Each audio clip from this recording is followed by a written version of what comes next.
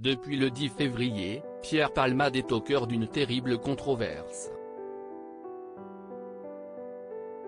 Après avoir causé un accident, alors qu'il conduisait sous l'influence de produits stupéfiants, le comédien de 54 ans est aujourd'hui visé par 3 enquêtes. Notamment pour homicide involontaire, trafic de drogue et détention d'images à caractère pédopornographique.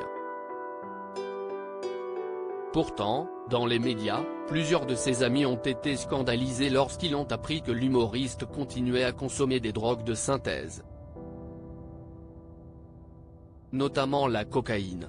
Une addiction difficile à gérer pour Pierre Palmade et concernant laquelle un de ses proches s'était penché dans les pages de Marianne, mercredi 1er mars.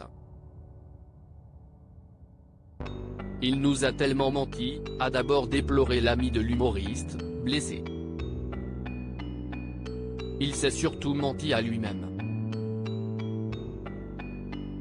100 fois, Pierre a promis qu'il arrêtait la drogue. 100 fois, il est allé à la clinique Montsouris. 100 fois, il en est parti au bout de 2 jours. Un terrible constat partagé par cette source qui, au fur et à mesure des années, a dû observer, impuissant, la longue descente aux enfers de son ami qui avait beaucoup de mal à ne plus consommer de substances illicites. Supérieur à Pierre Palmade, Muriel Robin, Michel Larocque, Véronique Sanson. Les femmes de sa vie. Pierre Palmade cache sur ses nombreuses addictions. Mercredi 1er mars, Le Parisien avait dévoilé de nouvelles informations concernant les nombreuses addictions de Pierre Palmade.